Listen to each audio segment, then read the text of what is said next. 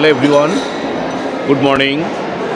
আমি আনন্দের সঙ্গে জানাচ্ছি যে হাওড়া দিল্লি পাবলিক স্কুল ডোমজুর মাকড়দা এখানে আমাদের চলছে দুদিন ধরে, গতকাল এবং আজকে 12 Howrah district talent hunt karate championship.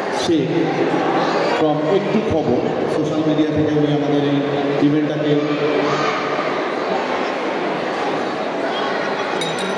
Publish করবেন।